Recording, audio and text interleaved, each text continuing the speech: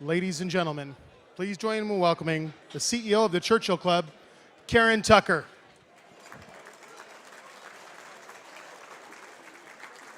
Thank you very, very much. Hello, and thank you for joining us for the 16th annual Top 10 Tech Trends debate. What a great audience. And we think many of the smartest people in Silicon Valley are here in the room tonight, just as we have convened for the past 15 years of this program. For our new guests in the audience, a brief introduction to Churchill Club, a nonprofit co-founded by Rich Karlgaard and Tony Perkins in 1985 when they were 9 and 7 respectively. And I'm excited to tell you that both Tony and Rich are with us in the audience tonight.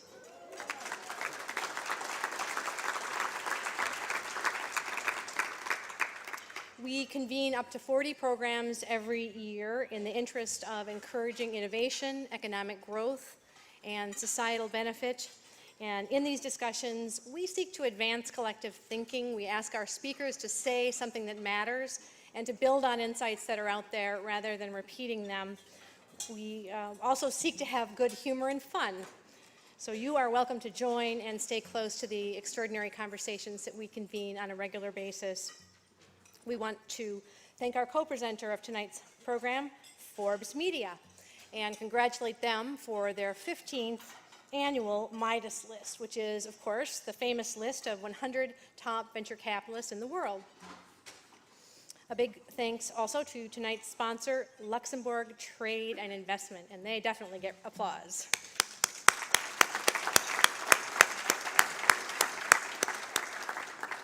A lot of people helped with the program tonight, as they do with most Churchill programs.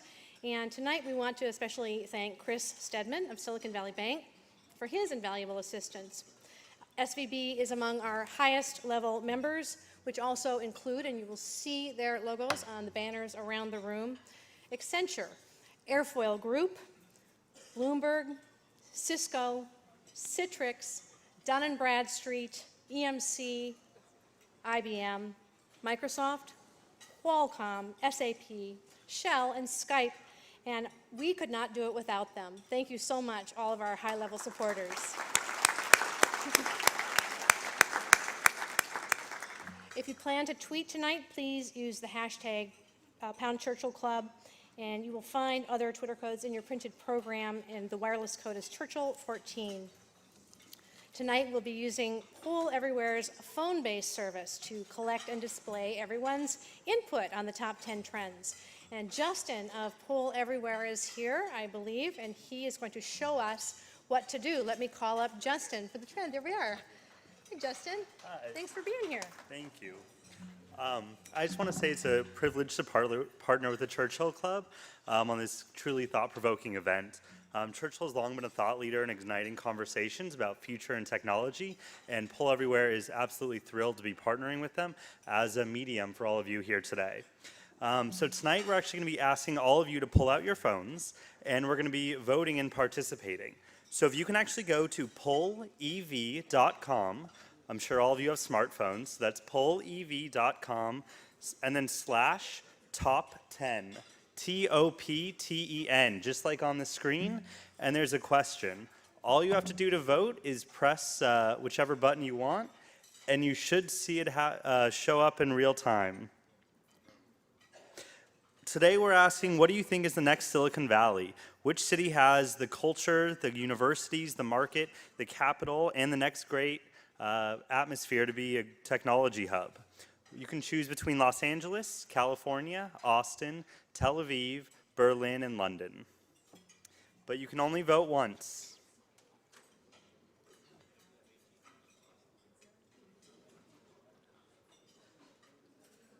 No one's liking Berlin, huh? Oh, there we go. Good.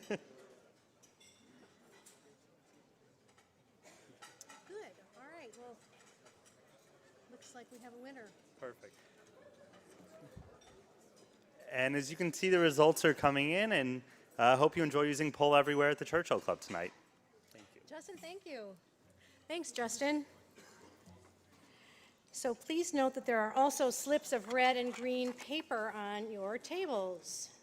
This is so that you can also vote visually, so that your neighbor knows where you stand.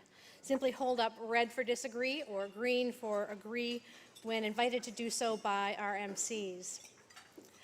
Our 5 speakers aren't hedging any bets with the trends they'll present to us tonight. Let's call up our prognosticators. Ping Lee of Accel Partners, Rebecca Lynn of Canvas Ventures, Mike Maples Jr. of Floodgate, Bryan Roberts of Venrock, and James Slavet of Greylock Partners. Welcome and thank you all for being here.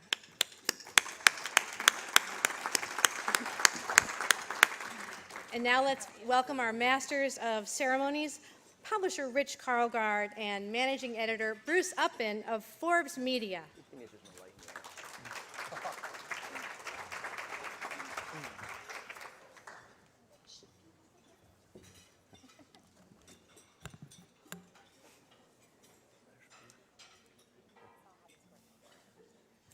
Thank you, Karen. We're really excited to be here. And I wanted to give a special tip of the hat to my friend Tony Perkins, the co-founder of the club, because 16 years ago in 1998, we had the first Top 10 Trends Award dinner. So, Tony, we were awfully close to a bubble that soon would pop afterwards. And you wrote a book called The Internet Stock Bubble. Are we in a bubble again? No. No. Internet boom.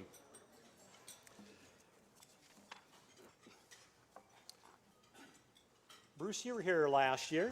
Yeah, and the year before that. And Karen kindly gave us a list of the top 10 forecasts since 1998.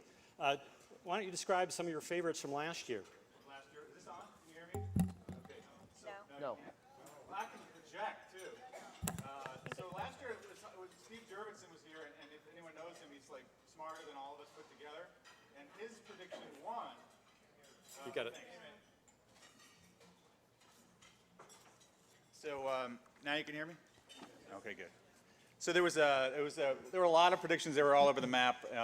The one that came out ahead, the audience favorite, was Deus Ex Machina, that machine learning will take over in 5 years. And it's, I don't know, how many of you know what machine learning is? Like, is this only this side of the room for some reason? That's the Google side of the room. It was the hardest prediction to understand for any of us humans, but everyone thought it was. I guess they just gave themselves over to the machine and voted it the favorite. That was number one. Number two was that the digital divide.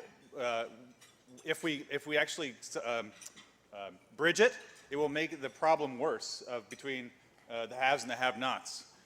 Probably because once you give the tools of digital power to the have-nots, there will be an even greater divide among those groups. I think that was what, as far as I could understand, that's what it was. But it won't happen for another 5 years, so don't worry about it.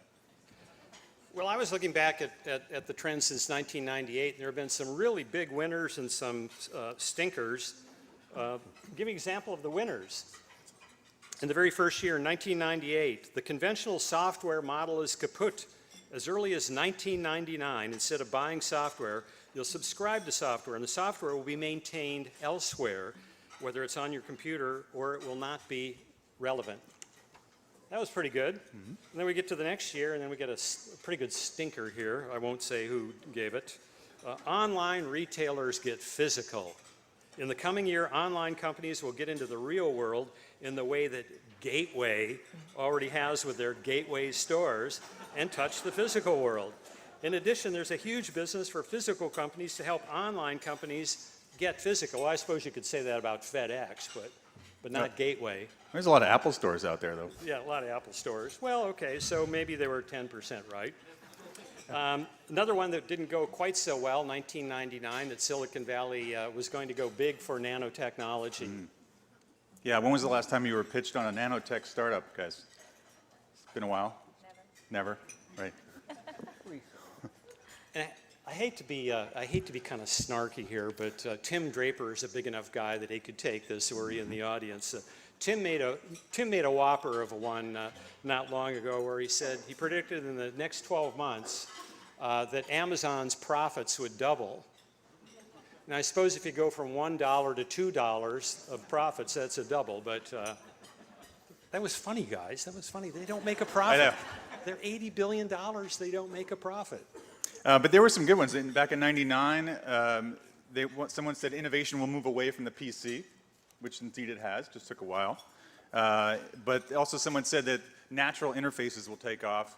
And by natural, I guess they mean hand gestures and your physical gestures. They mentioned that the Q phone will take off. I don't even remember what the Q phone was. Yeah, right. Exactly. And that more stuff will come out of Xerox PARC than ever before. It's great. Yeah, I know. Talented people, I guess. Well, since I did mention Tony Perkins in 2003.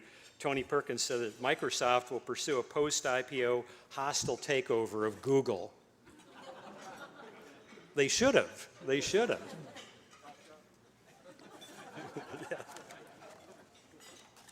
Well, why don't you tell us the basic criteria of how we're working this, then I'll give the details of the event. We'll get started. So this is probably the hardest thing these people will do in their year as venture capitalists. You know, one of their jobs is to predict the future. The other one is to guide entrepreneurs to greatness, sometimes both. But tonight, the object is to come up with some bold prediction that is both accurate seeming and non-obvious, and will also enjoy explosive growth between now and the next 5 years. Not easy. Yeah, that time frame is tough. You know, it is easy to make predictions over the next 12 months. Economists will debate whether the economy is going to grow 2.6 or 2.8% over the next 12 months. It's easy to make predictions over a 30-year period because nobody's around to hold you accountable. But that 3 to 5 year period is difficult. It is the period in which this esteemed panel operates. It is the period that limited partners kind of want to know whether the startup is on track or not. And so right away, before we even get started, I want to applaud all the speakers on the panel for being brave enough to do this. It's one thing to be in a private room with your limited partners explaining why you didn't return the call of WhatsApp 3 years ago, but here in this room, with everybody tweeting and with everybody taking video, just remember that the internet does not forget, much as the European Union, I suppose, would like it to forget. Right. Well, some details here, and then we'll get going here. First 30 seconds, either myself or Bruce will read the trend. There are 10 of them. We'll read it out in 30 seconds. Then the sponsor of the trend has 2.5 minutes to argue for the trend. That will be followed by a 5-minute debate on the panel. And then the speaker, the person who introduced the trend, will have 1 minute of rebuttal. We have a last minute where we ask the audience to hold up the red or green cards you see.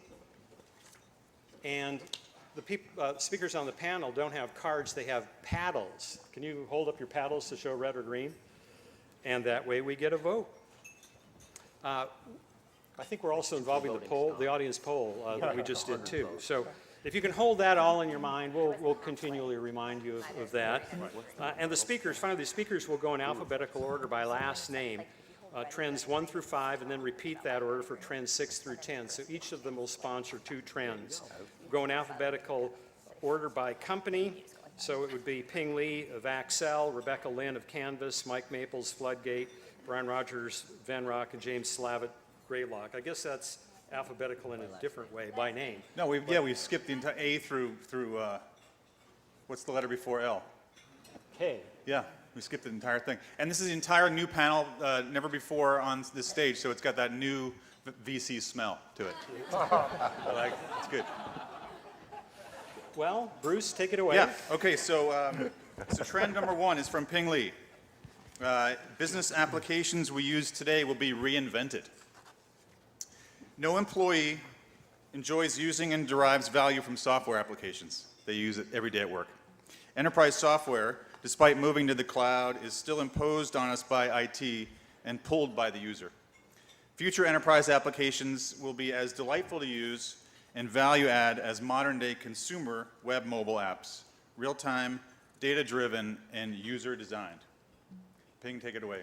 So I like to do a quick poll here. So raise your hand if you actually go to work and like using one of your enterprise applications. Who likes filling out their expense reports, their benefits, their CRM, ERP? Anyone like using them?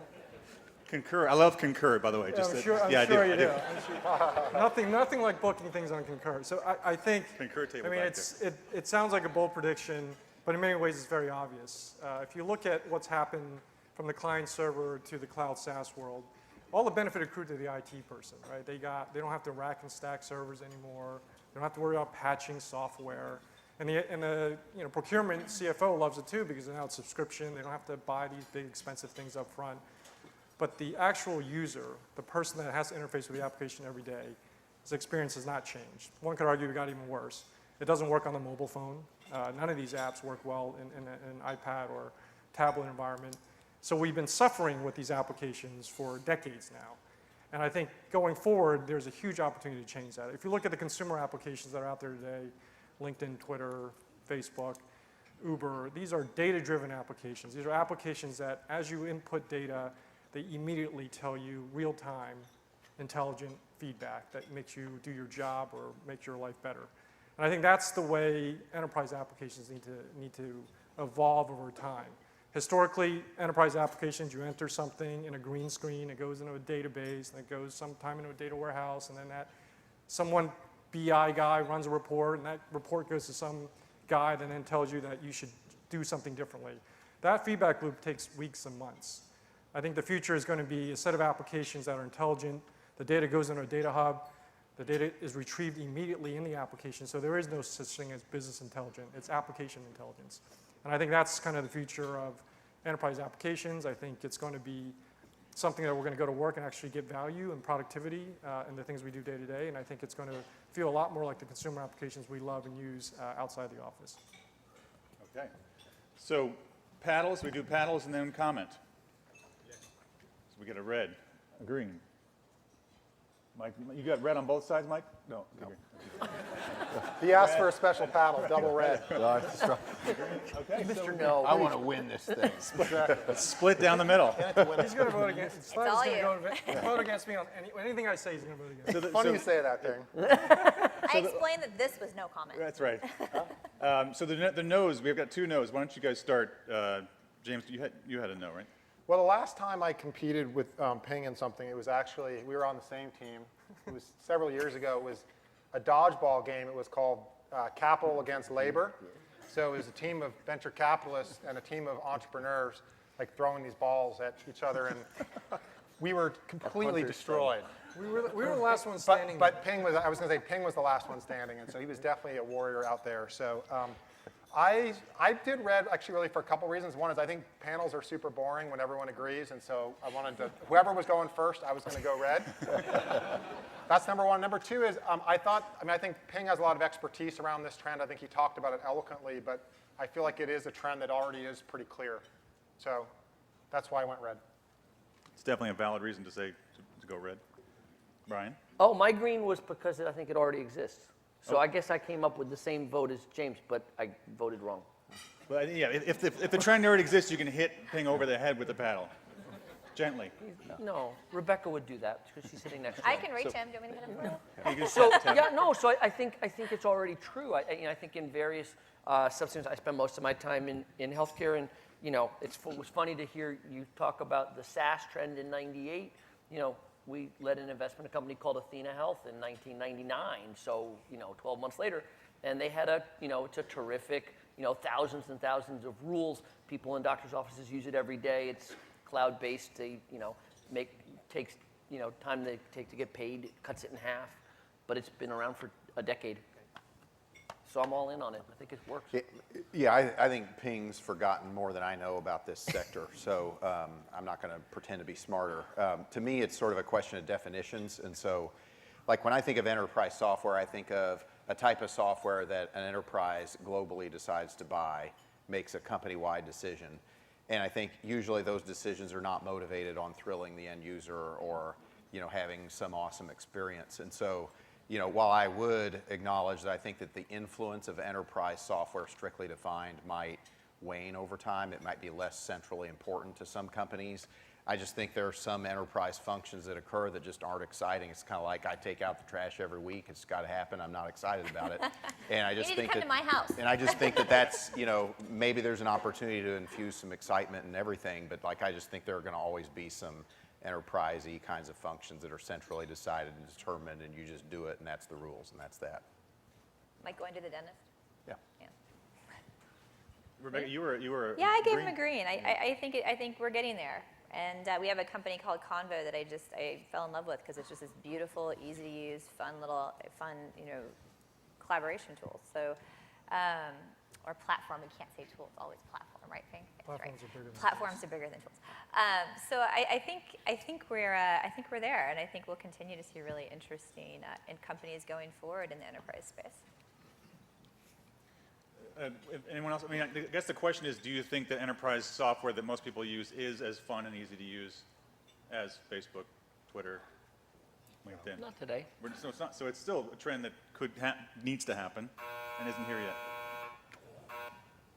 Rich, was that you? No, it wasn't. I think that was, our time is up, so Ping now gets 1 minute to answer his critics. Yeah, I think we have to separate cloud versus what I think is the future of data-driven software. I mean, cloud is actually a precondition, but I think it's not the future, right? And I think what is important to realize is most cloud applications today were built on technology stacks that are literally 15 years old, 10 to 15 years old.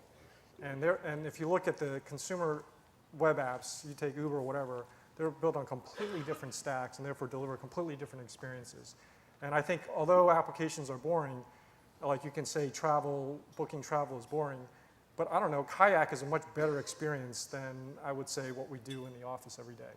And I don't know why there needs to be that kind of a gap in terms of utility value every day. So it's not like the apps are going to be fun, but they actually have to drive value. And I think that is going to be driven upon the data that you have. Like in an enterprise, you use LinkedIn, it tells you people you may know. It's constantly making you more intelligent in your relationships. You go to the enterprise, you go to the intranet, you can't find anyone that's relevant to what you need to do every day in your job, right? And I think those are all opportunities for enterprise software to get reinvented. Well timed. Okay, so audience, just for the visual check, let's hold up a green or a red card to see if you think that Ping is on track with his prediction. It's a lot of green. Yeah, it looks about 3/4 green. The cloud data. Except the Salesforce table over there. There's like The SAP table is one of the green. companies Ping invested in, another one Ping invested in. Whole lot of green over there. Whole lot of green. It doesn't matter how you get the votes, James. However you get them. It matters who Got to counts bring the the whole votes. team. So visually I see green, and then we've got on the big board, Wow, right? We have 61-39. pretty solid. All right, good start. start. Showing. Good Not start bad. for Accel. Good start. Putting points on the board. Starts with a high bar. Exactly. All right, trend number 2. This is sponsored by Rebecca Lynn. The digital disintermediation and the fall of banks. From the rise of peer-to-peer lending, Where's SVB? peer-to-peer lending, I thought they did fall. Didn't they fall like 5 years ago? But Every 10 years. Too big to fall. Too big It's to a fall. safe bet every 10 years.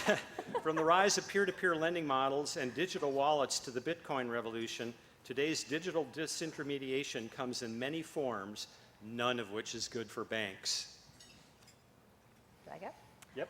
Right, so I really predict that there's going to be a fundamental restructuring of banks as we know them in the next 5 to 10 years. And this is really due to the rise of peer-to-peer lending, mobile and cloud infrastructures. And with all of this, banks are really in trouble.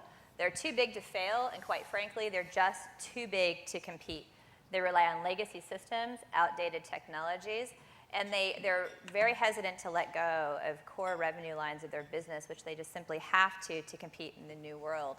In the meantime, startups really have direct access to consumers, and they can do things better, faster, and cheaper than existing banks. And we're seeing startups in every single core system that a bank has today, from lending to payments to merchant services to wealth management, and even in the movement of money itself, a bank stronghold for years and years. In lending, companies like Lending Club, which we are a part of, completely disintermediated the entire banking system by connecting borrowers directly to lenders and cutting out the bank. And in the process, borrowers are getting better rates and lenders are getting better returns. And they're not the only ones in the lending space. There's a number of other big companies and new entrants both out there, including Amazon lending directly to small business, Wonga, and startups like On Deck as well.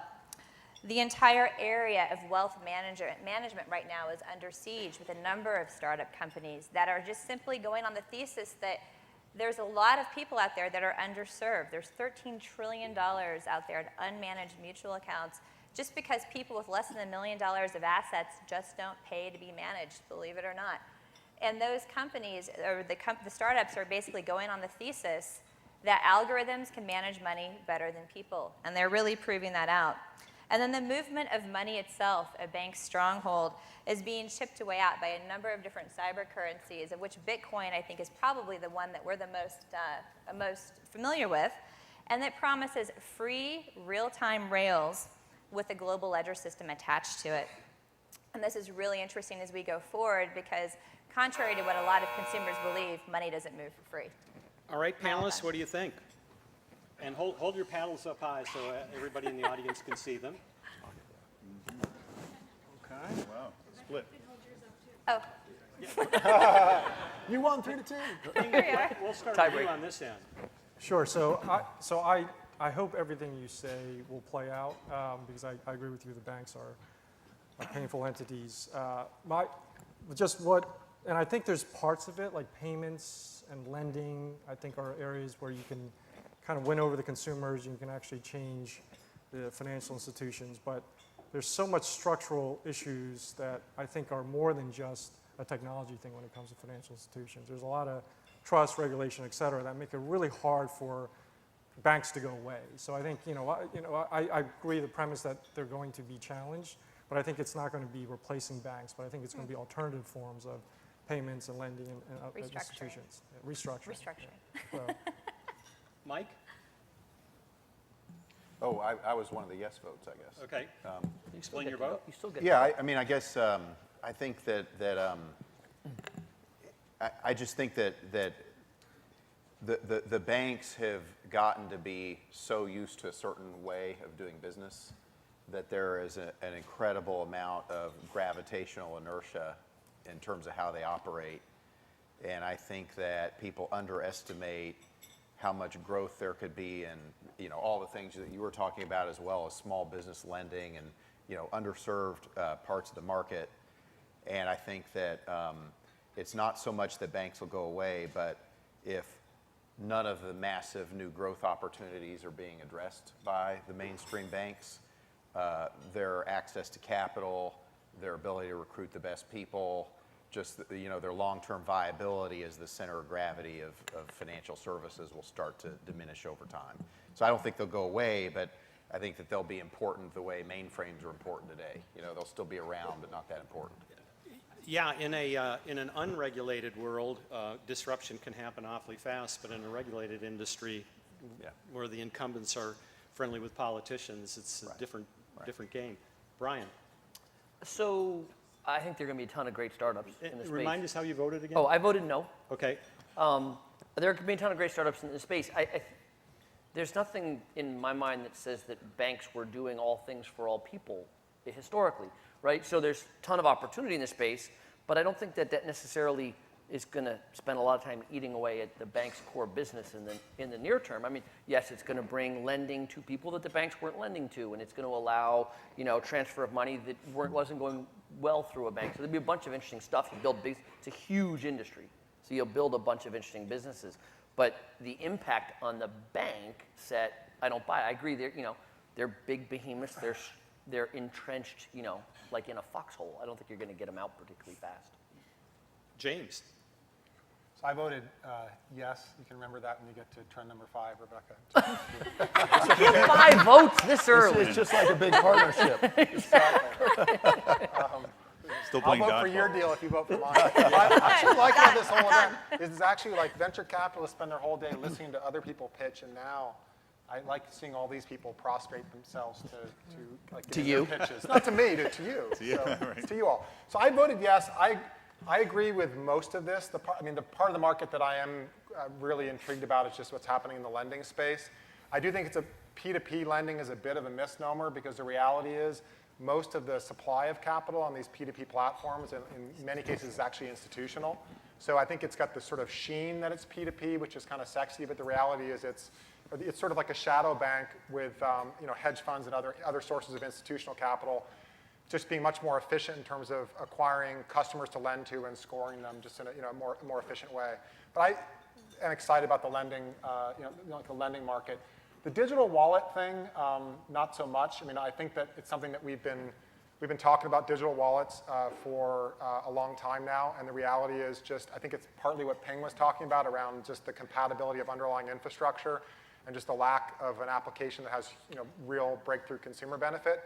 I think with the exception of like the Starbucks app, which is used by like 8 million people, I think literally 8 of the 9 or 10 million people who use mobile wallets are actually basically using their phone to basically buy coffee at Starbucks.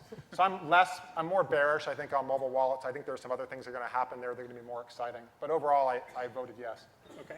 Rebecca, you've got a little over a minute to try once again to convince Ping and Bryan. So on the P2P lending, I agree.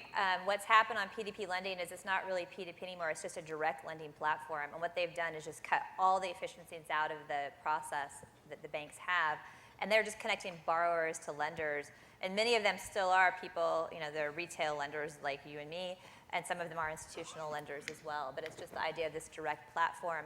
And I think that's going to continue in banking itself. What I see banks becoming is just a completely commoditized product, right?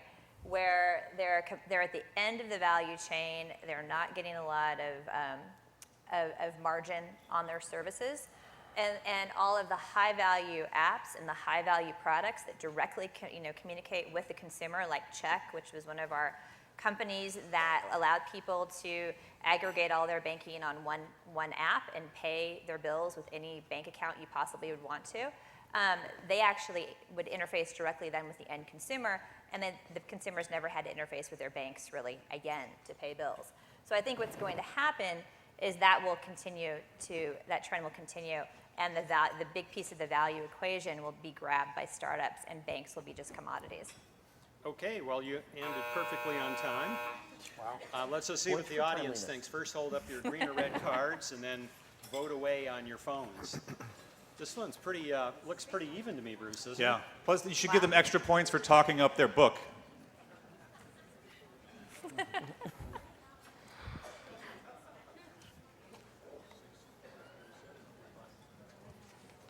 Oh, she beat Ping. Same. She's up Yeah, by a agree. point on Ping. Oh my God, wow, look at that. No, 2 points. 2? Wow.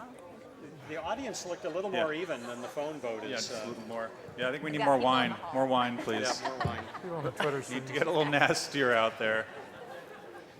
Well, great. it By the time they stabilized get at to you, it'll be like 62 to 90-10 the other way. 38. Agreed with Rebecca, although the color coding a little more even, and in fact the reds look like they had it. So I went, like all good early adopters, I went out and got the Nest Protect smoke alarm and installed it myself in the ceiling. And now every time I walk by, I look at it, it looks like $250 stapled to my ceiling. It's not doing anything. And then I went out and bought the Philips Hue light bulbs. Anyone bought those?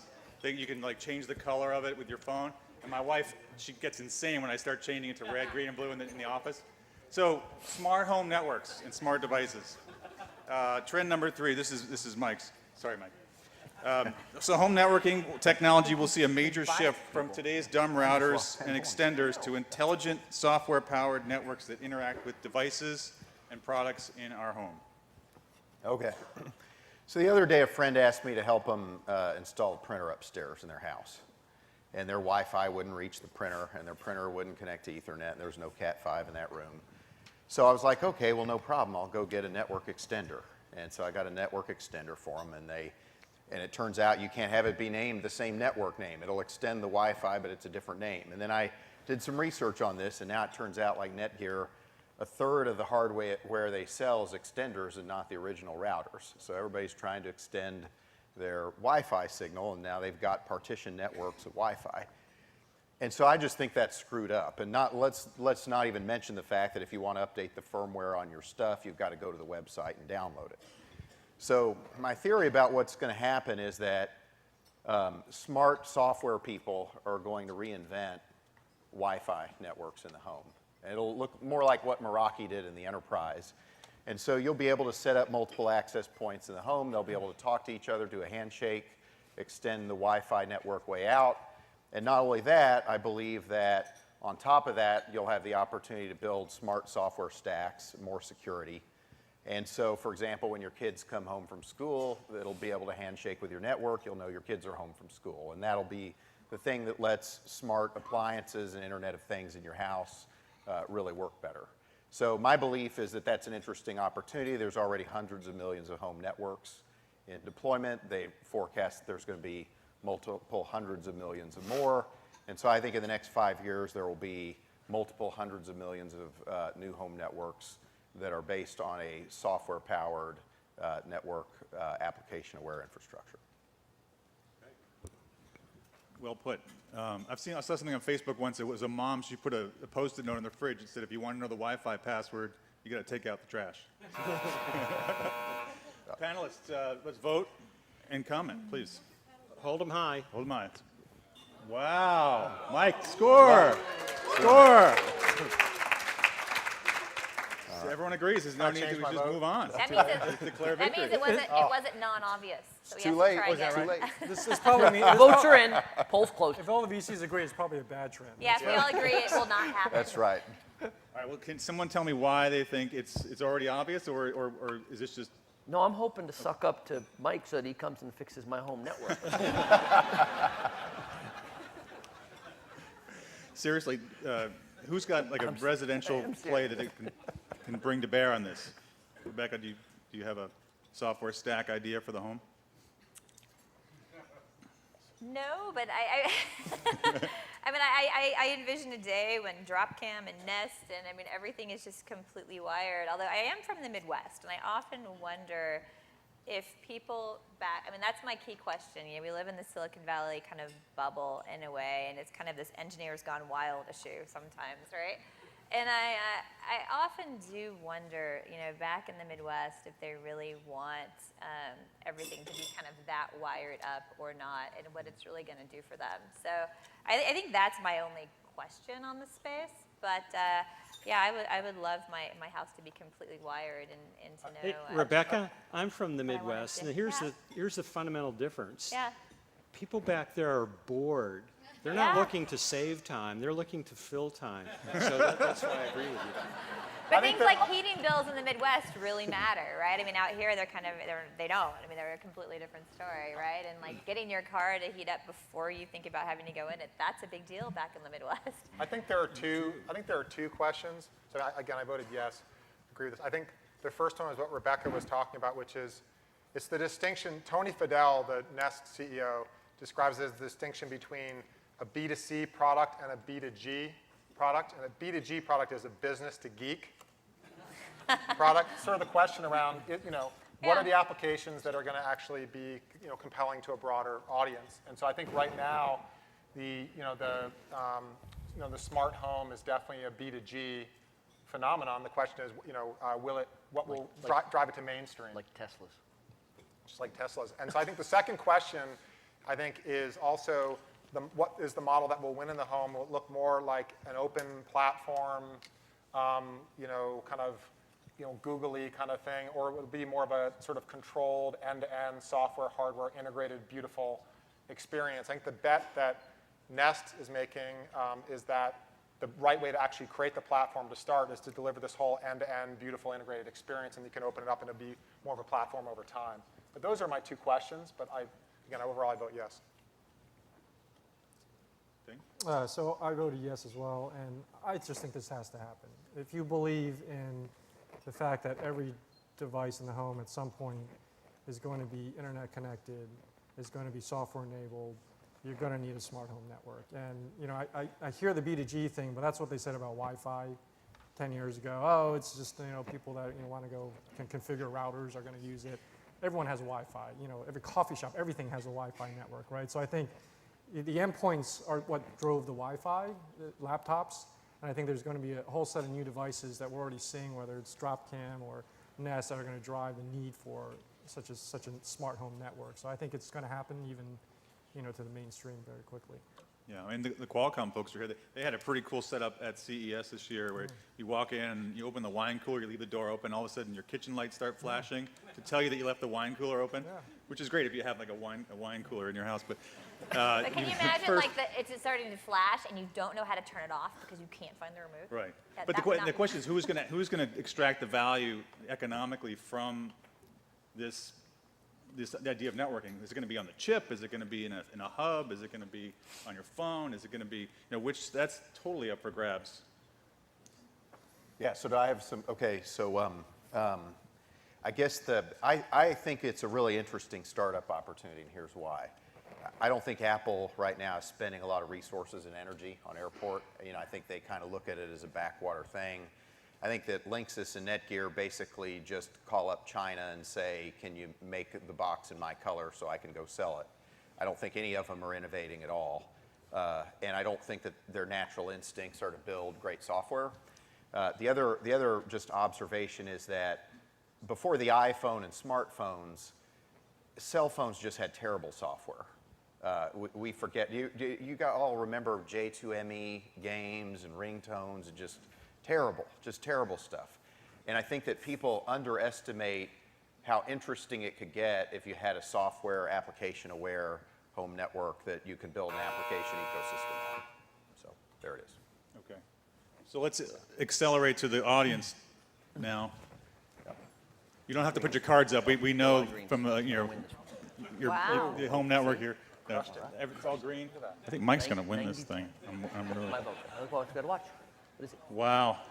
Okay. Yeah, and it looks just as overwhelming over here. Bruce. The audience is spoken. 87 to 13. Good luck, whoever's next. James is going next. You can all go home now. We just go home now? You can just do some healthcare stuff that nobody understands. Baffle them with That's what bullshit. usually wins this kind of thing. Yeah, they're really. Well, Insurance industry. do note this overwhelming victory for home networks in mind, because there is an Act 2 that Ping Li is going to tell us about coming up later.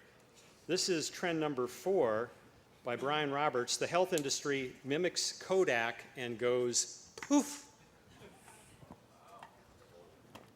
Parenthetically, September 2012 is when Apple beat Microsoft's all-time record for market value, 2/3 of $1 trillion.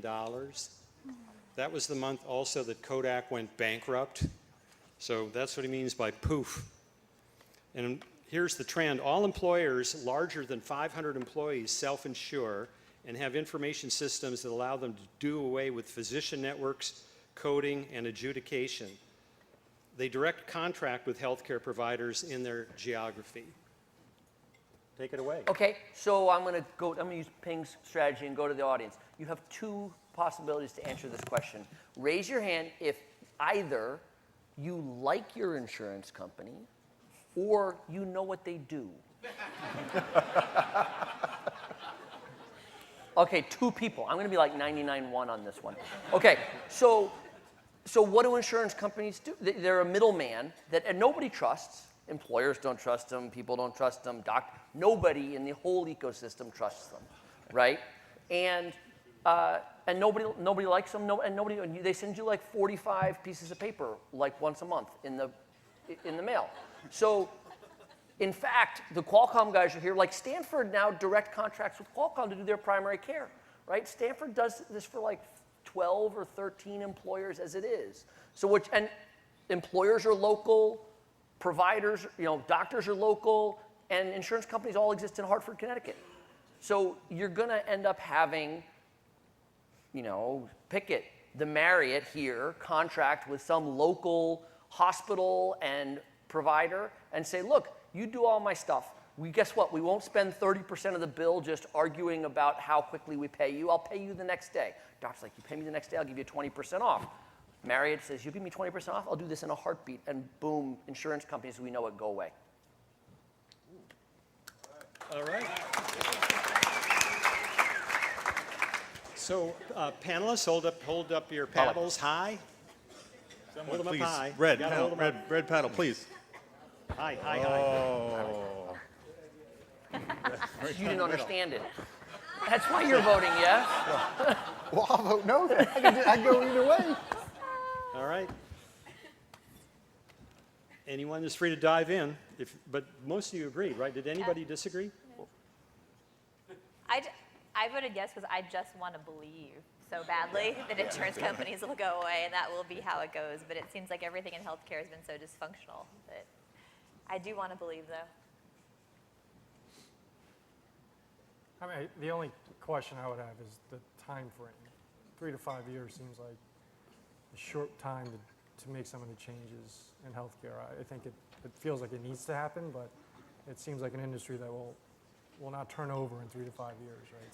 So. To me, this reminds me a little bit of Rebecca's point about the banks. Like, it depends on how extreme you want to interpret your statement, right? This goes poof. Right, so like, if you're going to say they go poof and there's no insurance companies left, right, that they're just totally obliterated, that's hard to support. But I'm sort of with you, Rebecca. I want to believe it's true so bad that I vote yes. That's all I need. But isn't the problem that makes the timing difficult is, once again, you're in the realm of regulated industries. I mean, if healthcare were entirely free market to begin with, you could make a bet in the 3 to 5 year time frame, but that's the sticky thing. So how do you guys, within the period of time that you need to make your investments, how do you wrestle with such a issue? Me? Yeah. Oh, okay. I didn't know. I thought you were asking Mike or somebody. So I think every insurance company actually in the United States is madly trying to get out of the business that I think is going to go away, right? They're all trying to, they've spent 100 years not caring about the actual end consumer, the patient, right? They're now madly trying to figure out how to get around the employer and get to the patient. They're buying IT systems, everything other than what they used to do, which is, build physician networks and help, transact funds.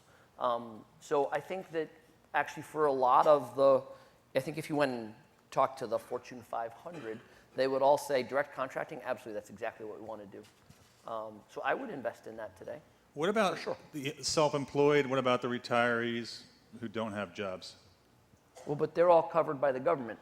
So is the government going to do this too? You consider them like a Stanford or a Mayo Clinic? No, I think he was saying the government would go poof, isn't it? Yeah. No, you guys at Forbes may want the government to go poof. I don't think that happens.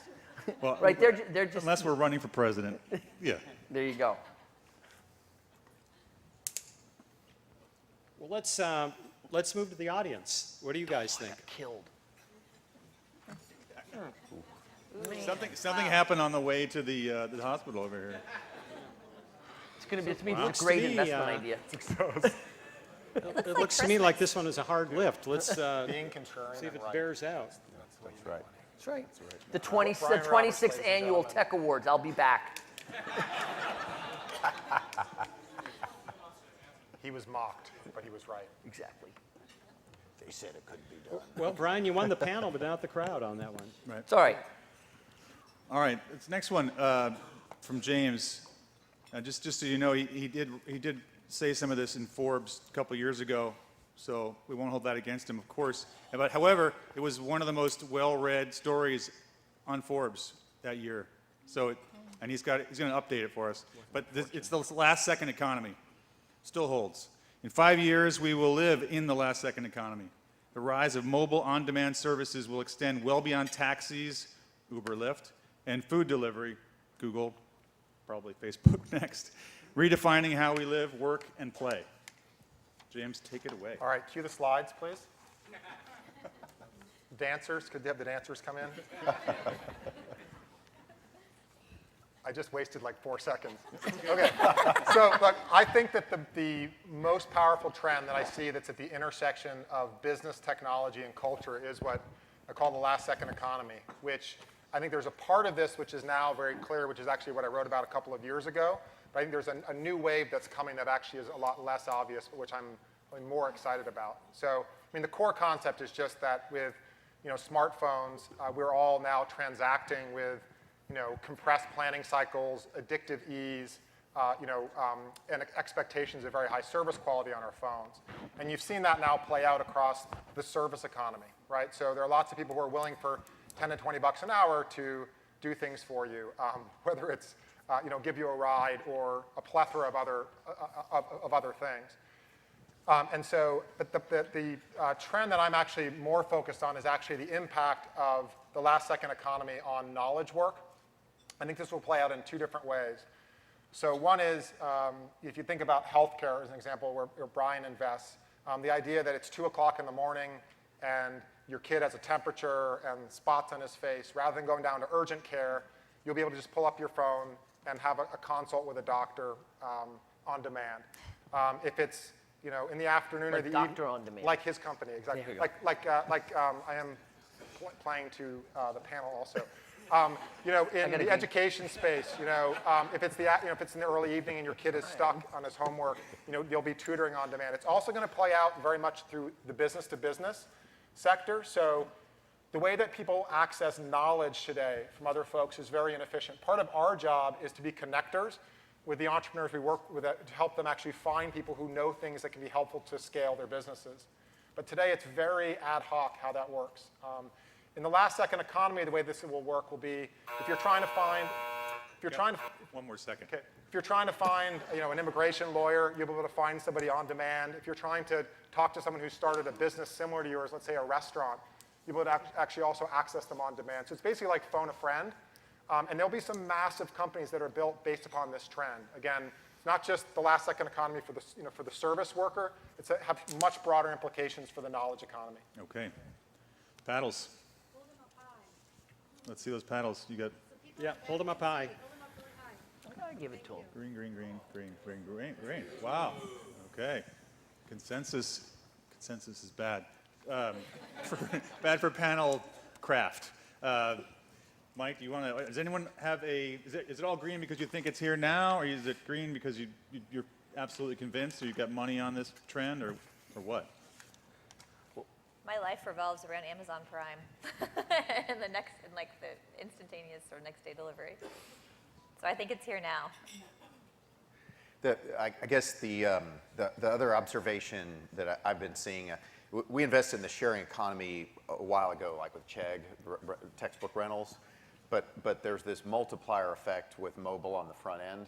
And so when you combine like a mobile front end wow factor experience with sharing economy back end, you have instantaneous access to anything for the consumer. And then it's kind of like Reid Hoffman's idea of the startup of you. It allows every individual person to broadcast their talent and their labor and to avoid the agency costs of being part of a corporation. And I just think that those 2 things combined just have this wildly powerful multiplier effect. I think crowdsourcing in general has a phenomenal multiplier effect where you can just tap the crowd and instantly get back not just one decision, but 10,000 decisions in a very short period of time.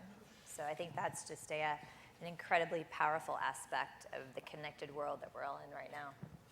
Yeah, I think we all have a lot of investments that ride on this theme, and it's hard to bet against the trend. And the marketplace effects are really powerful. Kind of once you get it going and you have this community built around it, the supply and demand liquidity that these mobile platforms can bring and democratize these services so quickly, I think is creating a lot of these services that are happening overnight. I mean, these things are not taking years to happen; they're taking months before they. You just take really all the take off. friction out of the process.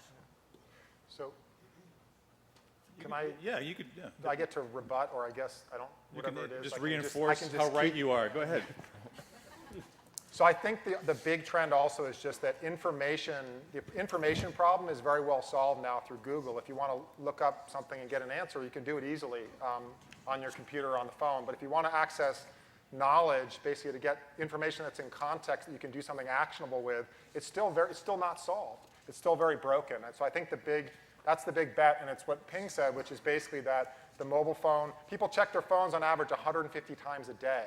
And so part of it is that people will develop habits around getting answers to help them in their work or in their lives through their phone, through other people.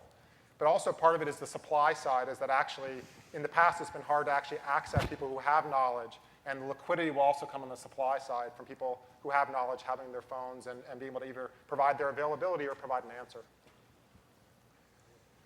Do you think there's a even further implication where the phone and the system and the Skynet actually anticipates what you need next so that you don't have to even do anything? Is that already an investable thesis, or is that? I think there's a lot happening around anticipatory computing and anticipatory apps, and I think there's definitely exciting stuff there, definitely based on understanding your context. Yeah. So, all right, let's. You know on American Idol when they go like this? Yeah. They try to get people to vote for them. They go like this. Have you seen that? They go like this. 5. Where they smile, they're like. I'll do anything for your vote. You were born for this. Okay. Let's throw it out there. Yeah. Wow. That's All right. sweet. It's coming up on Winner, Mike's. winner, chicken dinner. Like, Coming up on Mike's. 2 reds over here. I gotta say, Somebody's delayed gratification table over there. The Midwest table. The Midwest. too. Close. Yeah, see? one of the reds was from the guy who sat next to me at dinner, by the way. Yeah, so. that was Turned overwhelming. down. The question is it non-obvious? We'll settle that one later. I think mine won for non-obvious. Trend number 6, this is going to be really good because remember how Mike Maples said the future is going to be smart homes?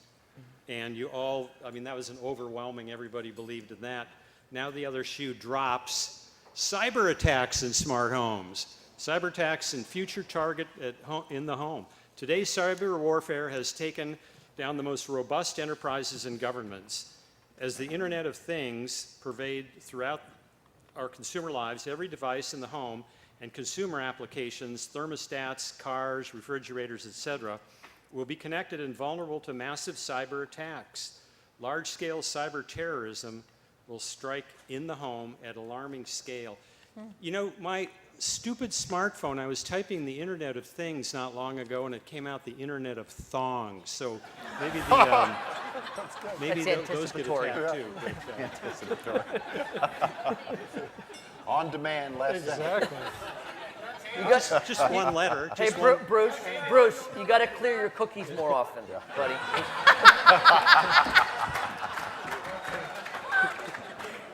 I'm pretty sure the hackers are going to stay away from your thumbs. So you're safe. Not enough to do in Midwest. Very bored. So we invest a lot in security companies. We're seeing some incredibly nasty attacks and hackers at the enterprise level with financial institutions and the governments and massive cyber warfare where every other government in the world right now. But if you kind of unroll what happened at Target, they attacked the HVAC system. That is how they got people's usernames and passwords. And if you kind of extrapolate that to a lot of stuff that Mike was referring to earlier, the home is going to be an internet-connected device of many devices. And I think the terrorists and the hackers are going to be ripe in targeting those things.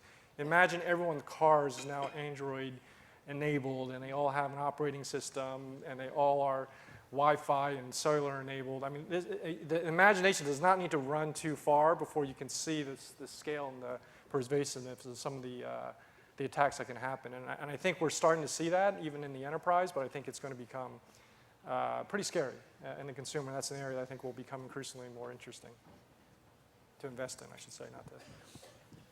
Okay, let's see a show of the paddles from the panelists and hold them up high. Hold them up high, high, high, high, high. Another, okay, we have Brian's skeptic. Okay, Brian, why don't you chime in? So the question becomes whether or not with one terrorist attack, you can hit 1 million homes, right? And so if it becomes that fluid, sure, but otherwise nobody cares. I mean, maybe Mike's home because he's super important, right? You'd want to go after him, but no one cares about my home, right? It's too small a unit of destruction. So it's, to me, the skepticism is over, can you in fact take out, you know, every home in a 200-mile square area because there's so much liquidity in the ability to go after it. But you're discounting the angry ex-girlfriend or boyfriend. He's trying to get you back for the. I know, for the whole Internet of Thongs Yeah, I thing. mean, I think That was a retaliation. I agree with Bryan. I mean, if you look at it in terrorist attacks, when they're at Target, right? They're not at the little tiny stores, and even like physical attacks are always in like large, well-known cities, and they don't hit the Midwest, for example. Knock on wood, right? Pretty much. They wouldn't know. Where you're just ordering thongs. They don't know where we live.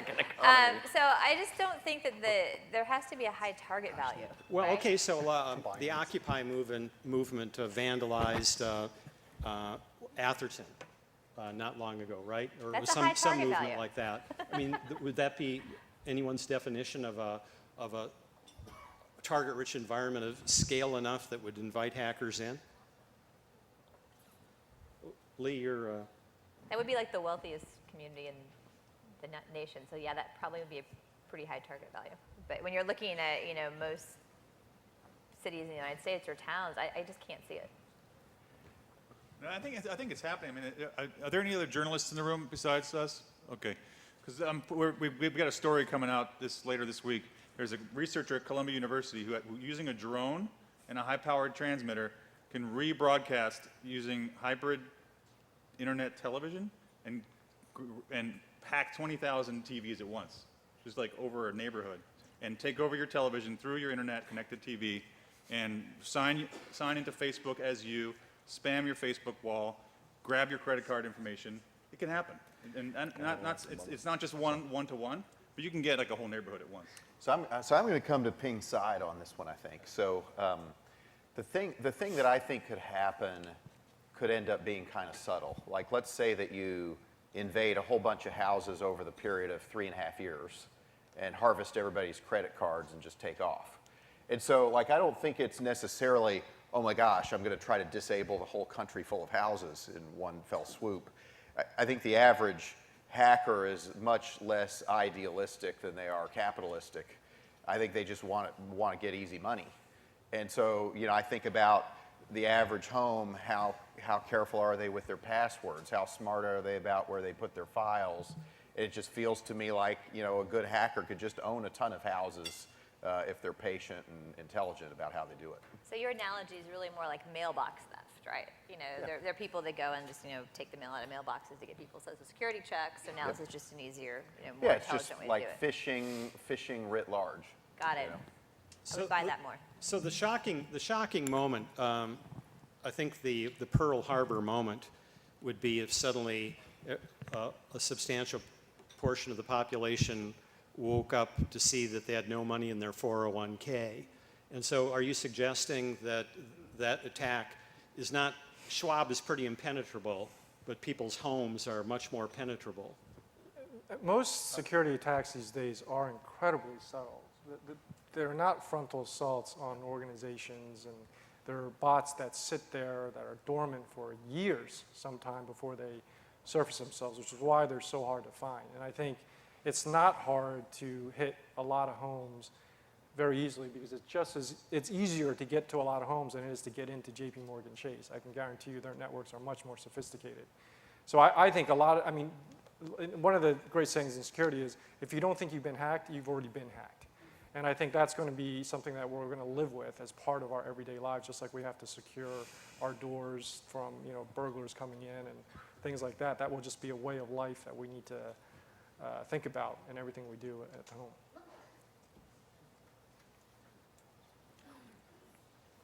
Well, let's go to. I think that I agree that there's not a lot of awareness about this right now, but that I think that there will be.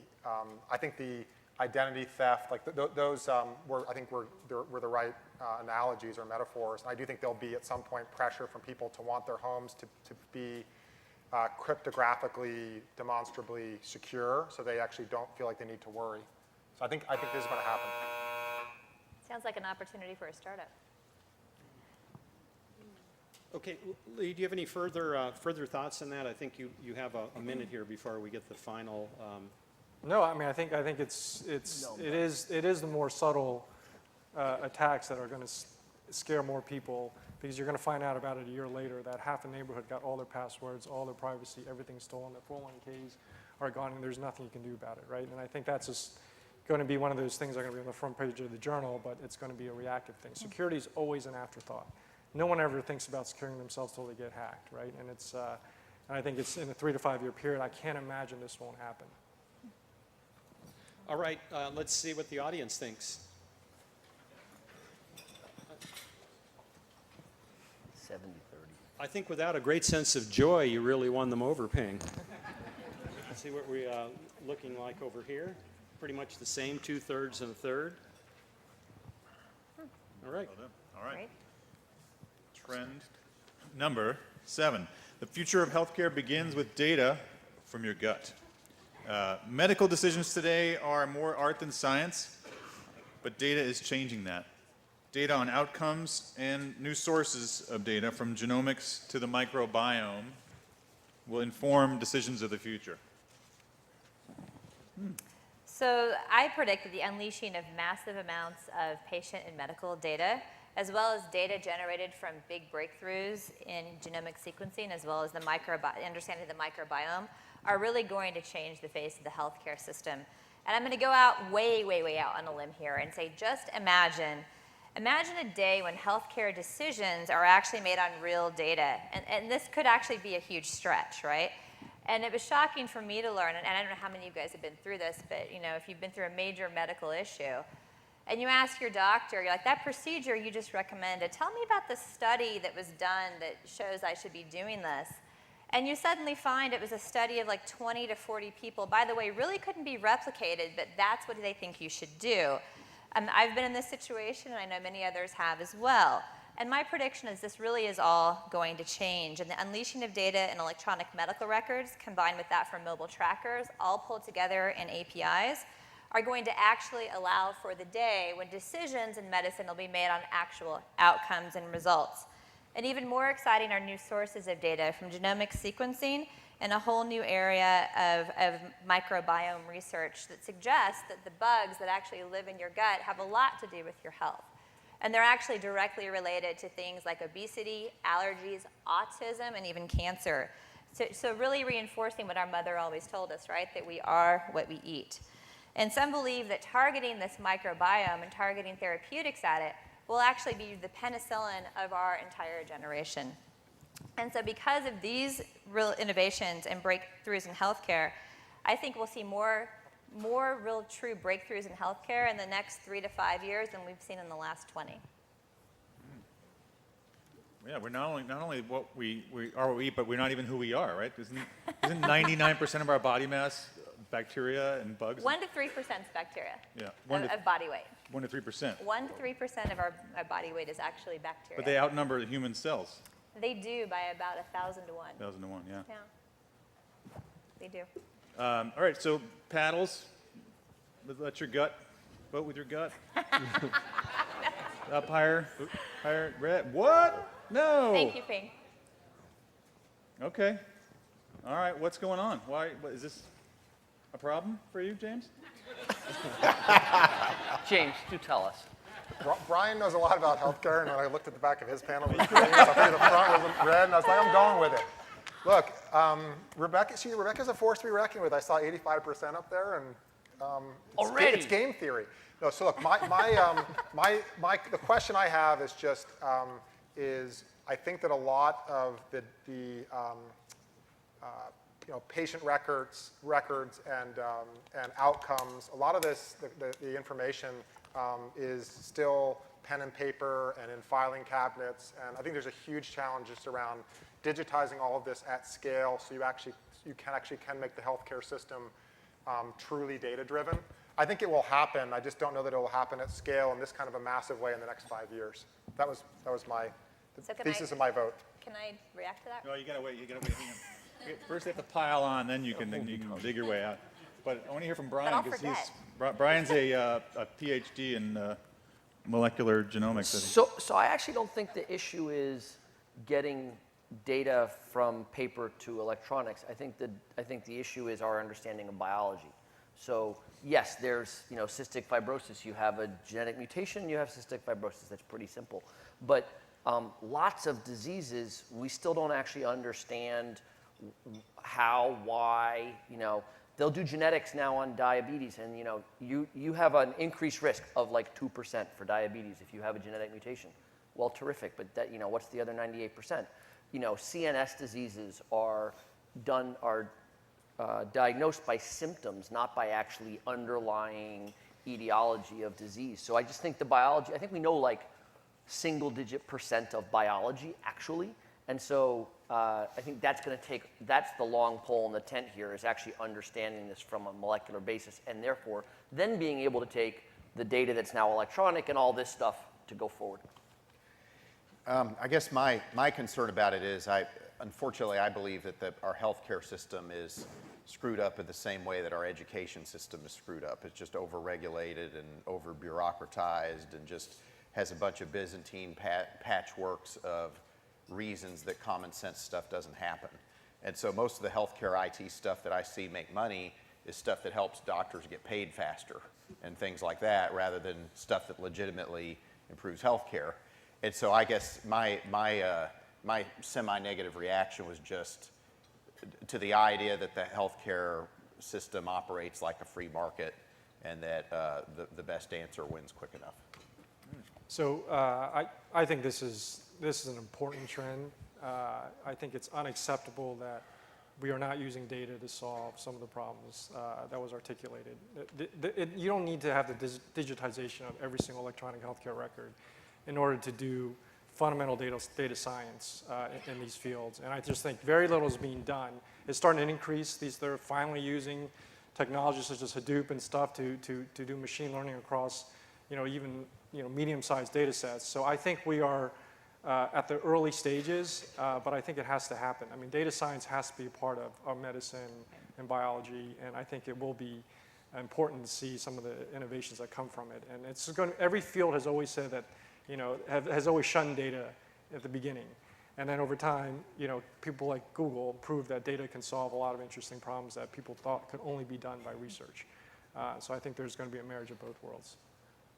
Yeah, I mean, similar to to what people are saying about education. Like, why are there 20,000 teachers teaching calculus 20,000 different ways when there's probably 6 great teachers that could, they could centralize around?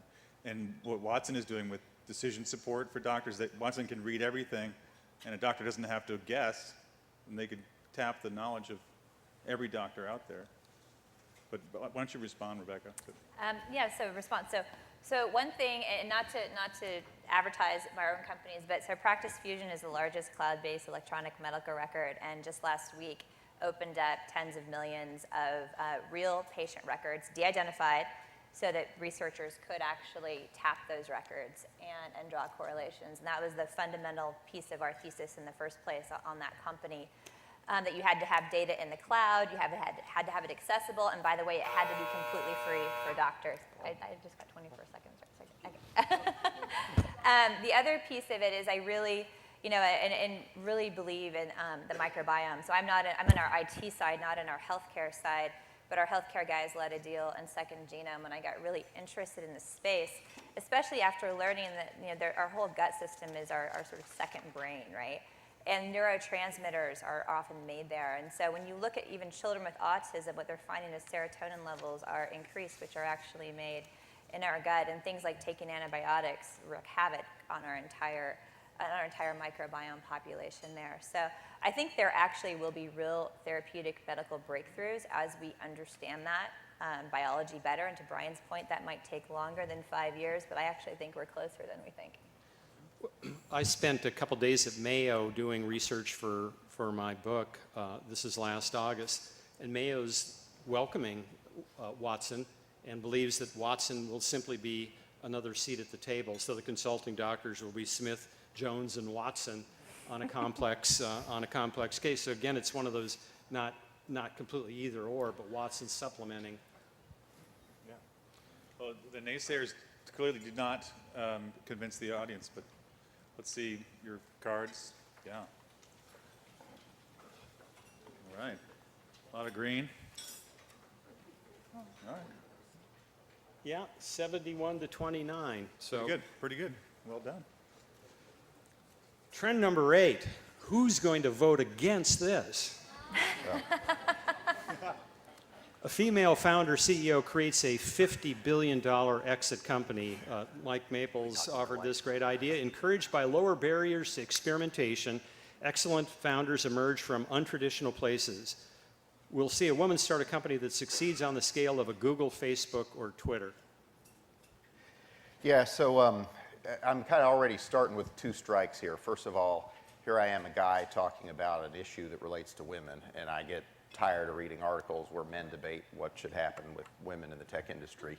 The second thing is, it's just, I wish my partner Ann Miraco was here to talk about this, but I think it's important, and I think that the dialogue around the role of females in technology and venture capital has been a very low quality discourse in the press right now.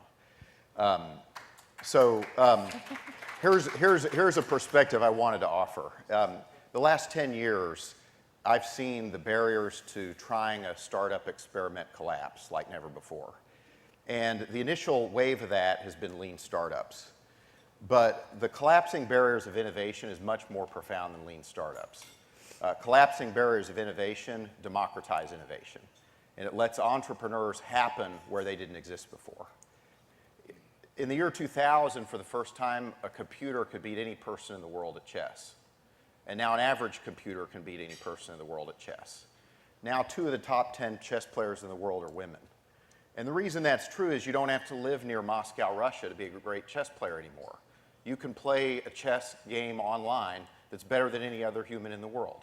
So now you have Lebanese chess players who are awesome, women, Norwegian prodigies who are young in their early teens. So I believe what will happen is that the low barriers to innovation will cause entrepreneurs to emerge from unexpected places.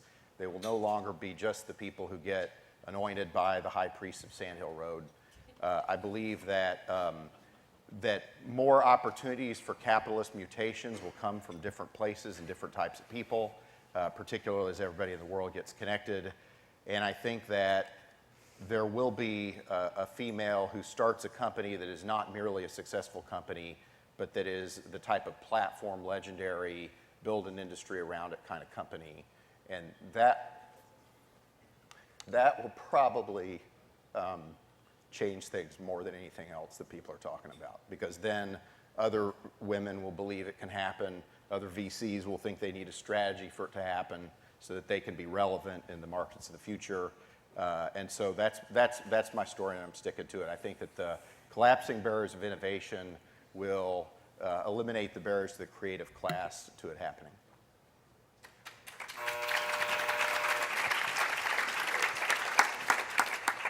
All right, panelists, paddles high.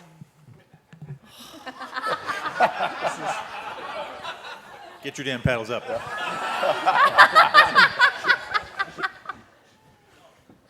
I didn't see yours, Bryan. Okay. So let me try and come up with an argument against this. Okay, well, no, I have a paddle. So it's a question of mass action and time, right?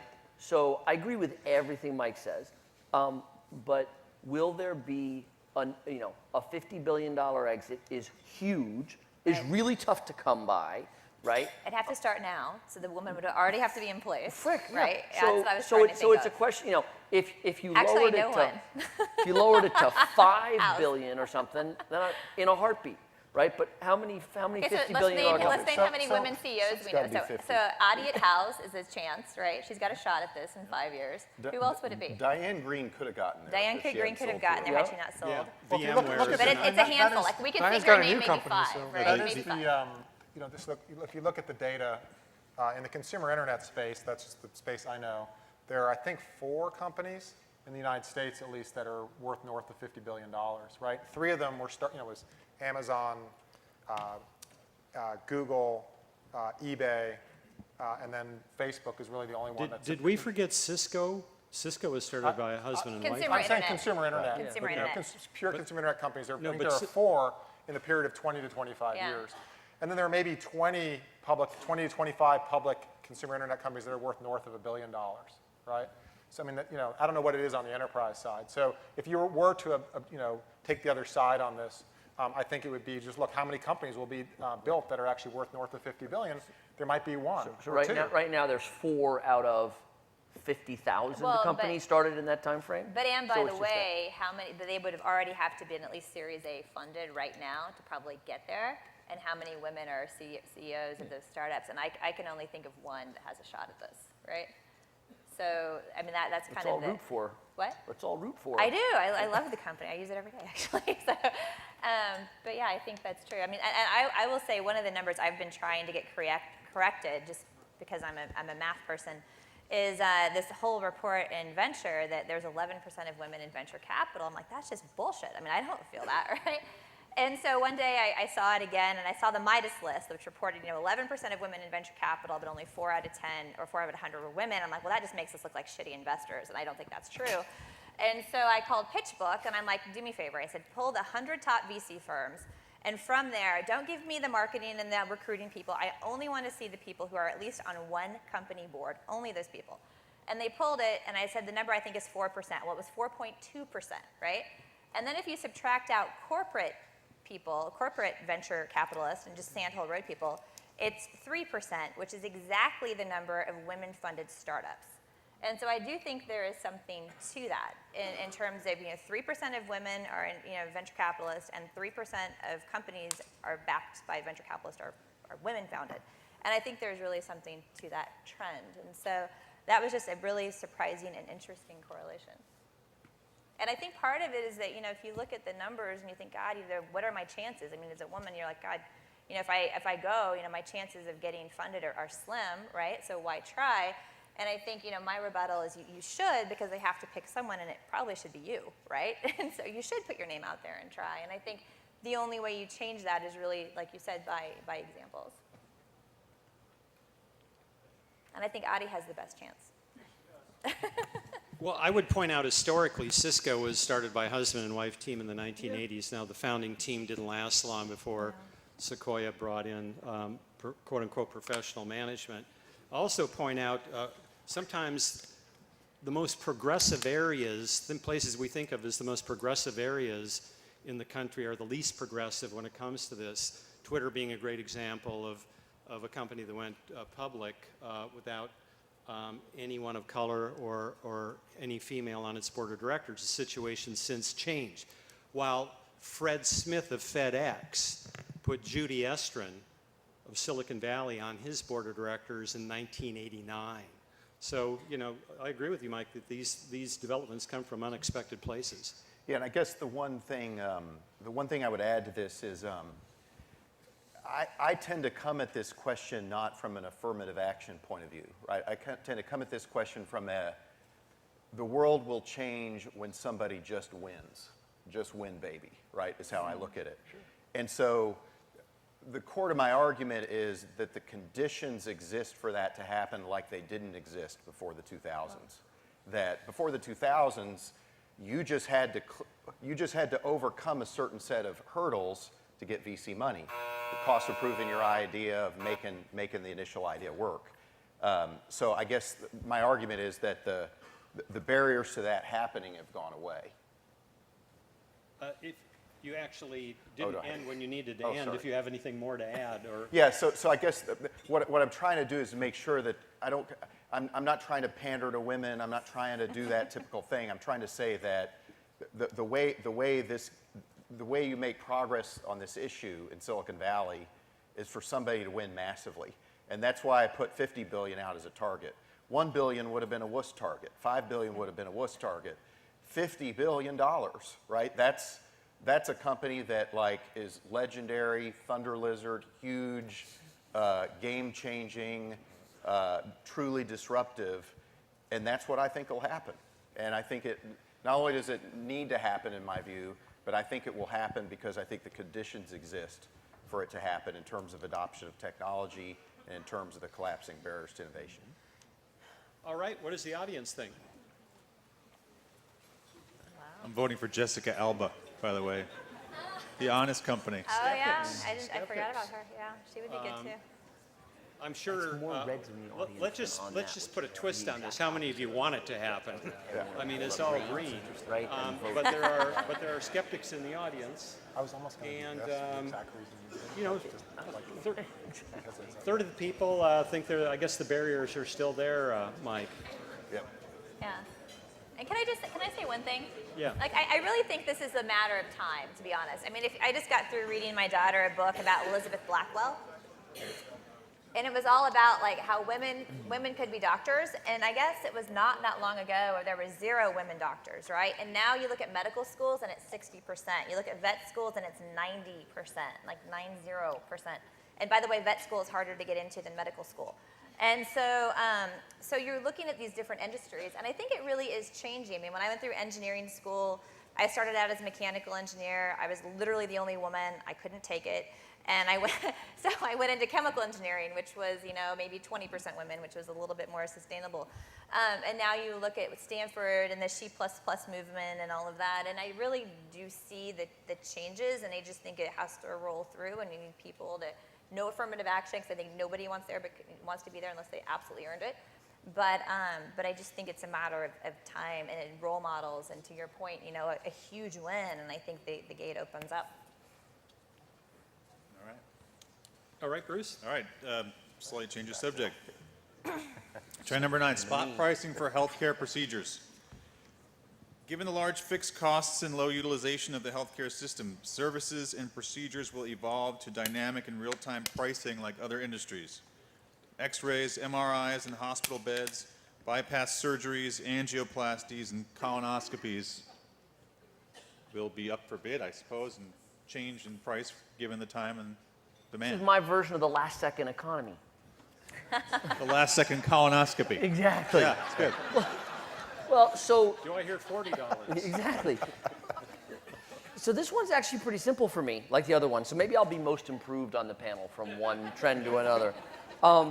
Right? Is that every individual now in the United States is paying a bigger part of their healthcare bill, so they care more about the dollars they write out of their own pocket, and a whole ton of the visits in healthcare are to sort of capital equipment-like things, a hospital bed, an X-ray, an MRI, and all of them run at like half utilization. And so why on earth wouldn't you get, you know, a cheaper price if you're willing to go in at 8 o'clock on a Friday night than, you know, lunchtime on a Wednesday? And why wouldn't you agree to do that? That's my whole thing. All right. Panel. What are you doing for lunch tomorrow? Yes. Mike? what about- Mike, you're my vote. Oh, Mike, get that's your good. pedals You guys, up. Get if a you little guys higher, vote a little against higher, me, a little they'll higher. vote for me. A little higher, James. A little higher, higher. Sorry. Okay. So we got two I'm no's split. and a split and a yes. That's weird. Okay, let's discuss. What's going on? Ping, you want to explain? Sure. I think it sounds really good, and you know I studied economics in the past, but this is not a. I think there's some implications here. I don't think necessarily your standard of care should be driven by, you know, how much you can pay. You can see a situation where, because there's a scarcity of beds, the person that has the most money should be able to outbid the person that actually needs the bed more. And I think it creates some externalities that I don't know if it's necessarily the intended consequences. Pricing, efficient markets work really well when there's good reservation pricing here that's very objective. And I think in this case, it's not as obvious that you can be so objective in terms of the value to one person may be different than another. So I don't know if the marketplace effects will be as efficient as it's being articulated. So the underutilization of medical equipment never ceases to amaze me. I think there's a whole business around just like utilizing MRI machines outside of the 9 to 4:30 business hours with an hour off for lunch, right? I mean, it's absolutely unbelievable. And I guess doctors and hospitals think that's just when everyone has time to come see them, and that's when everyone gets sick, right? And if we don't think rationing exists today, I've got news for you. I mean, sometimes you try to get an MRI, and they're like, oh yeah, that'll be 2 months down the road. And you're like, it's sitting there idle on weekends. It's sitting there idle in the evenings. And near the hour when everyone's off for lunch, it's idle too. I mean, it's pretty phenomenal just how inefficient, when you've got a fixed cost asset, our medical system is. So I totally hope the spot pricing thing happens where you can push after hours utilization. That makes a tremendous amount of sense to me.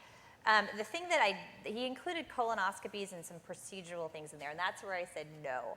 Because I do think that going to the doctor is sort of more like getting your hair done for most people, where the salon down the street might be cheaper, but you know the person at your current salon, you know they're just not going to mess anything up, right?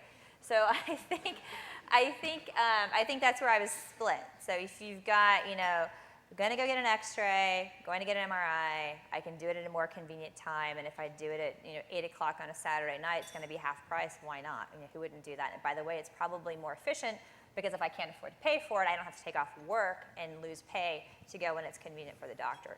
Makes sense. Now, if it's going to get a procedure where I have to see my doctor, and I don't think all doctors are going to do it the same way, I think that's a very different thing, and that's where I'm split. But the scarcity isn't the X-ray machine. It's the people that operate the Oh, X-ray. they're not scarce at all. They're temps. They make $65 an hour. Yeah, they're not scarce. But they don't want to work. They totally want to work. Okay, I started a company actually in 3D ultrasound and stuff, and they totally want weekend work. They'll do it all day. It's just not available because doctors don't want to be there to man it. Okay, so then the doctors are the scarcity. I'm saying the issue isn't the fact that the machines aren't. I totally understand underutilized There's totally resources, labor there to support but the issue is there's a scarcity somewhere else that you need to solve. So I mean, maybe Doctors there's will moonlight all day. Clearly they won't, or else they They don't do. It's not efficient. It's something called the doctors' union, right? I mean, it's just not efficient. Who else was a no? I guess I'm a no just because I just think healthcare is just wildly inefficient, right? And so, I just sort of reject the premise that they're trying to find market clearing prices and be more efficient, because otherwise I wouldn't have to wait with my daughter in the emergency room for 3 hours to have somebody look at her for 5 minutes and say you're okay. And so, I just think that that's not the area where I typically see healthcare innovation. I wish I did, but I guess I just don't see it happening because of so many Byzantine reasons that I can't even predict that are screwed up about healthcare.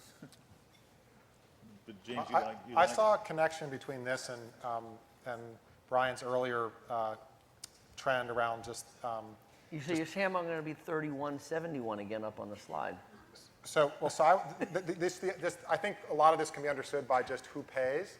I think the idea, for example, that large employers self-insure, I think there's much more of a drive towards efficiency, towards trying to line up, reasonable, quality care and good outcomes, but also at more manageable costs. And so I thought that was a driver that will actually support this kind of marketplace happening. And then the other thing was what was commented on earlier is just if you look at some of the best marketplace businesses that exist, have this thing in common of expensive assets that are underutilized, like your home, your car, et cetera.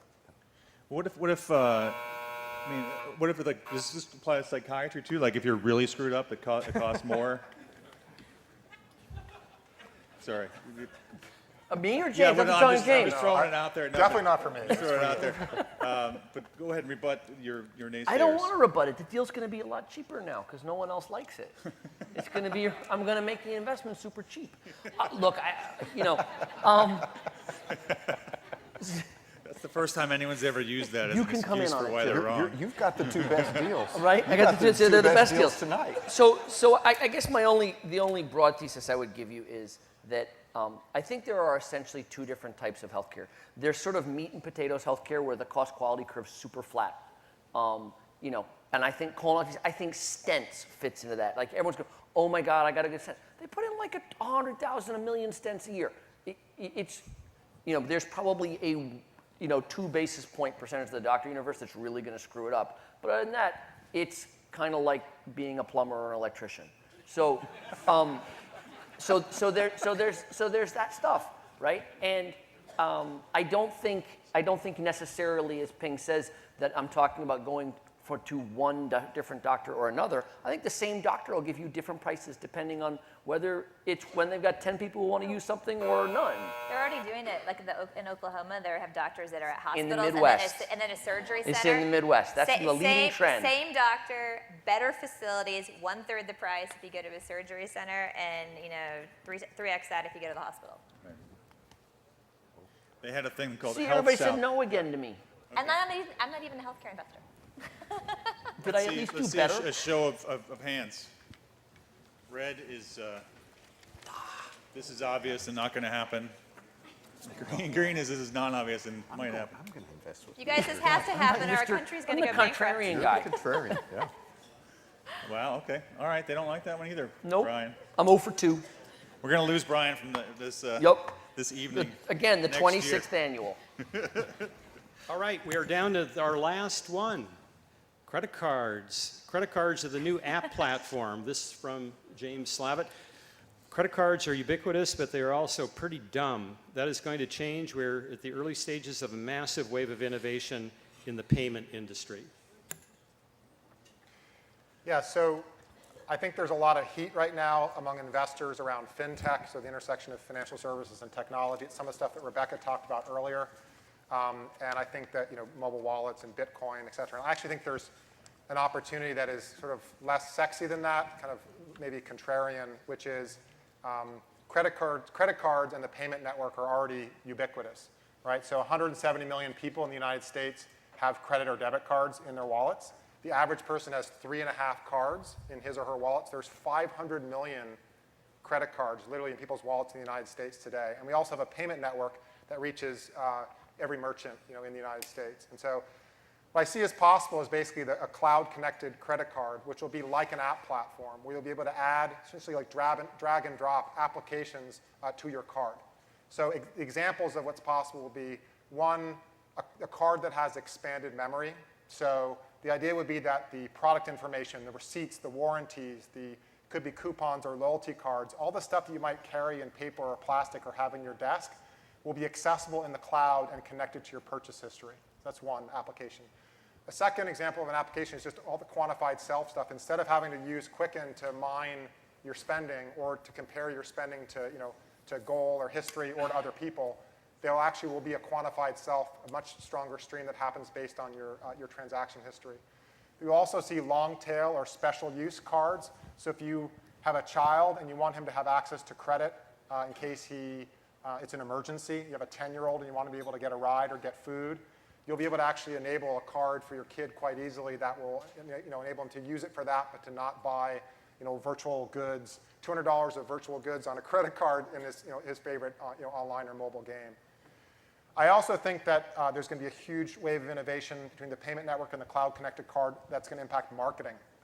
So if you're Nordstrom, you'll be able to run an ad on Facebook, and if the consumer actually sees the ad, they'll be able to essentially click on it, and by clicking on it, essentially register their card, so when they go and buy at Nordstrom, they'll get some kind of benefit automatically, which is basically closing the redemption loop between online marketing and offline transactions, which is basically the holy grail. It's like Google AdWords or Google Analytics for online to offline. So I guess the summary is I think that there's a lot of noise around Bitcoin and peer-to-peer lending and mobile wallets. Some of that will play out. But the big opportunity for disruption is right before us. It's in our wallets. It's 500 million credit cards and a ubiquitous payment network.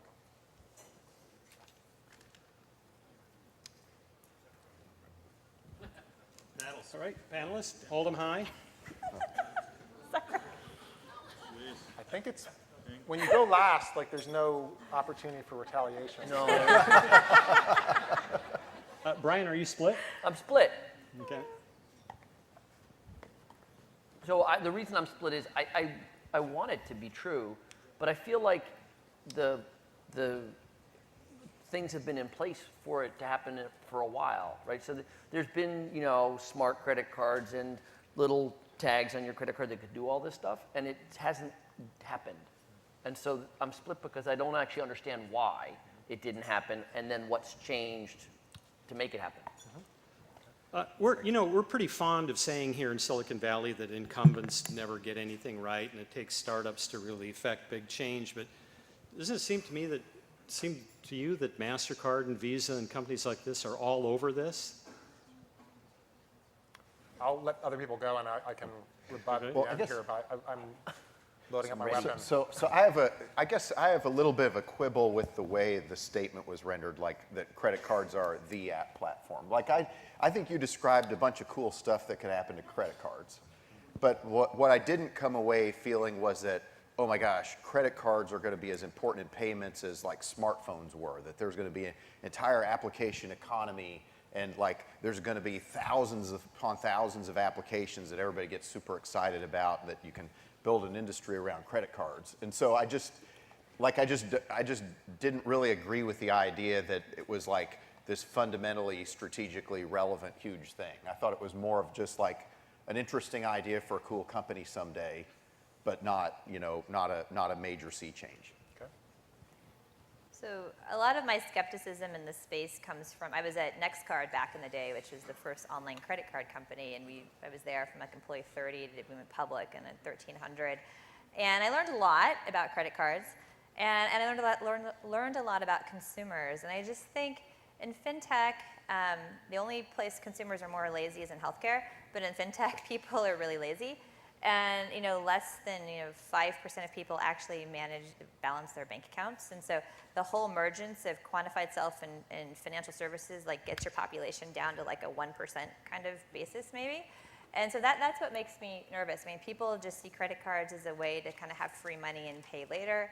And I don't think they see them as that, and that's the core value proposition. So in credit cards, it's about the rate, the rate, the rate, the rate. And if you forgot, it's about the rate, right? And then all the other stuff is kind of nice to have on the fringes, and I just don't think you're going to move the needle by adding more features to credit cards unless it's about the rate. So I think it's intriguing for one reason. In order to have an app ecosystem, you need to have a ubiquitous platform. And the only thing that's ubiquitous is the credit card.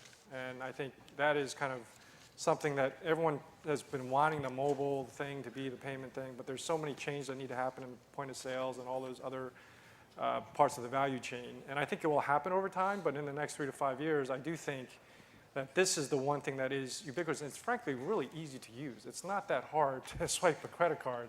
The infrastructure is already there. And I think the ability to kind of digitize credit cards and actually personalize it is becoming much more easier than it's been in the past. So, I think that the ubiquity of it and the fact that it's already integrated into our everyday workflow, I think actually provides a really opportunity for apps to be built on top. I just don't think anyone's thought of the credit card that way. They thought about it as kind of a rate thing, and hopefully that will change. So briefly, I'll say I think what's missing today, but it is being built, I know a number of companies that are building this, is essentially the software layer, the infrastructure to connect the payment network with the web and mobile, because they're actually, those two worlds don't really talk today, but I think they will. I think the reason we haven't seen a lot of innovation or a lot of applications, whether they're consumer applications or marketing applications, is because the software infrastructure to connect the two doesn't exist. But again, I think it will. I think it's actually coming pretty soon. Why don't we take, anybody with any last comments? We have just a couple seconds left. Audience, what do you think? Credit cards, the new app platform. Cloudera doesn't like it. Okay. Split? Yeah. A little more skeptical than I would have thought. Yeah. Should close the poll before you do any worse. You're Look at almost like me. Close to 50-50. Exactly. Those are the things to invest in. That was one of our tighter votes. Yeah. Both of yours will must invest. Mine wasn't tight. It was just upside down. Well, Karen, we've now done all 10, and we're going to announce some winners here, but Karen informs me that the race is so close that we're going to bring up Justin of Poll Everywhere to explain the methodology to find out this sort of razors with difference for the winner.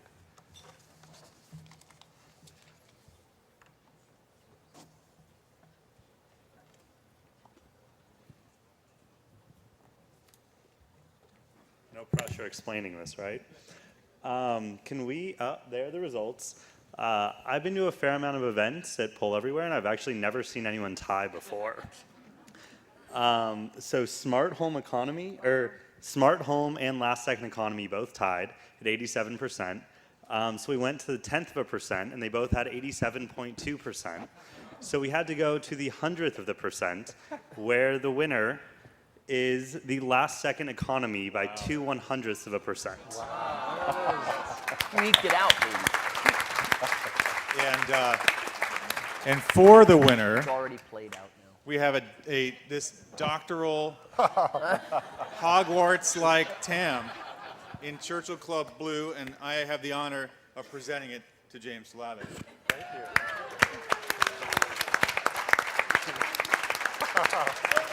Thanks. You wear it well, sir. You wear it well.